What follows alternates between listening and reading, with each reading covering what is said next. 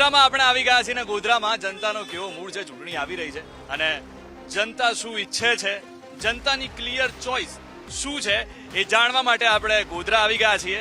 તો ચાલો જઈએ ગોધરાની જનતા પાસે અને જાણીએ જનતાનો મૂડ, જાણીએ જનતાની ક્લિયર ચોઇસ. અરે કાકા ગાડી તો જોરદાર છે તમારી. અરે મારી ગાડી તો જોરદાર જ છે. હું પોતે વિકલાંગ છું. વિકલાંગ તરીકે પોતે વસાયેલી ગાડી છે અને હું પોતે ચલાવું છું. કેટલા વર્ષથી ચલાવો છો? છેલ્લા 5 વર્ષથી. અચ્છા, કેટલી એવરેજ કેટલી મળે? 10 કિલોમીટર. 10 કિલોમીટરની એવરેજ મળે એમ ને? એટલે આખો દાડો તમારે ચાલી જાય કે આમાં પછી પેટ્રોલ વાળી છે કે ચાર્જિંગ વાળી? પેટ્રોલ વાળી. પેટ્રોલ વાળી. અત્યારે તો ચાર્જિંગ વાળી નીકળી જાય ને કઈ? ના, ચાર્જિંગ વાળી નથી લીધી. મારી પાસે પેટ્રોલ વાળી જ ગાડી છે. પેટ્રોલ. વિકલાંગોને આ ગાડી મળતી જ નથી. બેરે બેરે લાવીએ છીએ અને બેરે બેરે ચલાવીએ છીએ. અચ્છા, સારી છે પણ ગાડી. કાકા ઇલેક્શન આવે છે ખબર છે? ઇલેક્શનમાં કોની ગાડી હાલશે? મોદી સાહેબની. મોદી સાહેબની ગાડી હાલશે. કેમ? નરેન્દ્ર મોદી અત્યાર સુધી જે કામ કર્યા છે જેની કોઈ લિમિટ નથી. જે મોદી સાહેબે કર્યું છે આજ દિન સુધી કોઈ બીજો નેતા કરી પણ નહીં શકે અને કરશે પણ નહીં અને કરી બી નહીં શકે. શું કર્યું સાહેબે? અત્યાર સુધી શૈક્ષણિક હેતુ માટે, સ્વરોજગાર સંસ્થાન માટે, સ્વસ્થાપન માટે, પુનઃસ્થાપન માટે, બધા માટે જે કામ કર્યું છે બહુ સારામાં સારું કામ કર્યું છે. અચ્છા, કામ શું કરો? હું વિકલાંગોની સંસ્થા ચલાવું છું. ક્યાં વાત હે? કઈ જગ્યાએ? ગોધરામાં જ? ગોધરામાં જ. અને મને નરેન્દ્ર મોદીએ 5 વખત મુલાકાત આપેલી છે. 5 વખત મળેલા છો એમ નરેન્દ્ર મોદી? અને હું રાષ્ટ્રપતિ એપીજે અબ્દુલ કલામ પણ મળેલો છું. શું વાત છે? હા. પછી બીજા કોને મળ્યા?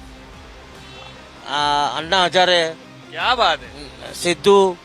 એટલે સ્પેશિયલ એમને તમે મળવા ગયા હતા કે અહીંયા તમને મળવા આવ્યા હતા? હું પણ ભાજપનો હોદ્દેદાર જ છું. હા, વિકલાંગ સેલનો કન્વીનર. જોરદાર કહેવાય. રમેશ પટેલ ગોધરા. રમેશ પટેલ ગોધરાથી એમ ને? શું કહેશો, બીજી કોઈ ગોધરામાં સમસ્યા ખરી? ના, કોઈ સમસ્યા નહીં. કોઈ જ સમસ્યા નથી? રોડ રસ્તા, પાણી વાણી, બીજી કોઈ? અત્યારે તો બધું બહુ સારું છે અને જે વિકાસ થઈ રહ્યો છે પૂરેપૂરો વિકાસ થઈ રહ્યો છે. શું લાગે છે? ઓલા કાકા જોડે આપણે વાત કરી, આ કાકા જોડે તમારું શું કહેવું? હવે તો સ્વાભાવિક સાહેબ કેવું છે કે જે તે પાર્ટીની અંદર માનતા હોય, જે વિચારસરણી ધરાવતા હોય એ પક્ષનું એ બોલતા. અચ્છા, પણ તમે પક્ષપાત વગરનું બોલો તો તમને શું લાગે? નહીં, અત્યારનું કે એમને ભલે જે કહ્યું પાણીનો પ્રશ્ન માટે તો લીધું, કેટલાય માટલા લઈ અને એના માટે કેવી સમસ્યા માટે કેટલા એમને ઉપવાસને હડતાલ પર પણ ઉતર્યા હતા. આપણે અહીંયા ને દરેક જગ્યાનો પ્રશ્ન તો છે જ અને જોઈ જ રહ્યા છો. તમે બી આ કામ કરી રહ્યા છો એટલે તમે બી આનાથી કોઈ અજાણ તો છો જ નહીં. જે હકીકત છે એ તો છે જ, વાસ્તવિકતા બરાબર છે. આ તો પોલિટિકલ્સ એવું પ્રકારનું છે કે જે પાર્ટીની અંદર માનતા હોય એટલે એની અંદર એ પણ ખરેખર લોકોની મૂળભૂત પ્રાણ સમસ્યા શું છે, બેઝિકલ પ્રશ્ન શું છે એને ધ્યાનમાં રાખીને આગળ આપણે ચાલતા હોય ને કરતા હોય તો વધારે સારું. મારા સવાલનો જવાબ તો આપો. સમસ્યા તો તમે કહી, પણ તમારી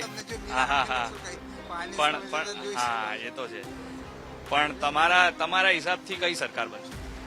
હવે અત્યારના શિક્ષક છો એટલે વાત તો તમારી તદ્દન સારી છે. હું પોતે ટીચર જ છું, પણ હવે જે સમસ્યાઓ એવી છે કે આપણે અત્યારે એમ એ નહીં કહી શકતા. પણ હવે બધું પ્રશ્ન થોડું ઊંચવાળા પ્રશ્નો તો ખરા, ટેકનિકલ વાળા પ્રશ્નો ખરા, પણ સરકાર કોની?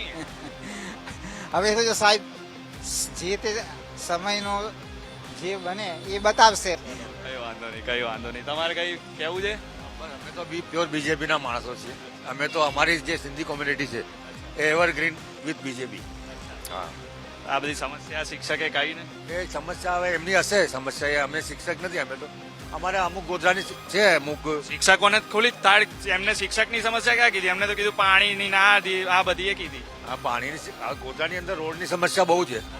અમે તો પ્યોર હિન્દુત્વને વોટ આપી છે, પણ જે અમુક જે આ છે હમણાં જે કાઉન્સિલર છે બધા આપણા ભાજપના જે છે હમણાં પ્રમુખ સાહેબ, અમારો વિસ્તાર જે આમાં લઈ લીધો છે મ્યુનિસિપાલિટીમાં, એ બધું કોઈ જોવા નથી આવતું. કોઈ એક માણસ બી જોવા નથી આવતો. આજે અઠવાડિયા સુધી કોઈ ગાડી નથી આવતી કચરો બી લેવા. રોડ નથી અને લાઇટ નથી. એટલી સમસ્યા છે અમારી બાજુ. અમારે મારુતિનગર ને બધું વિસ્તારમાં બહુ જ સમસ્યા છે. એ સોસાયટી વિસ્તાર છે. ગોધરાનું મેઇન નાક છે બામણી રોડ. પણ તે બાજુ કોઈ લાઇટ જોવા નથી આવતું. આજે કેટલા વર્ષોથી કમ્પ્લેન કરી છે લાઇટ કે લાઇટો જ નથી કે આટલી બધી સમસ્યા છે. કોને કહેવાય છે? અમારું કોઈ સાંભળતું જ નથી. કેમ કે એ અમારો જે હતું પેલા અહીંયાના ઉમેદવાર કે જે કોઈ હોય એમને તમે હમણાં ઉમેદવાર તો હવે તો એ થઈ ગયું છે ને. હમણાં તો કોઈ ઉમેદવાર છે જ નહીં. હવે આચાર સંહિતા લાગી ગઈ છે. હા, મ્યુનિસિપાલિટીમાં કહેવા જઈએ છે તો લાઇટો જ નથી કે છે.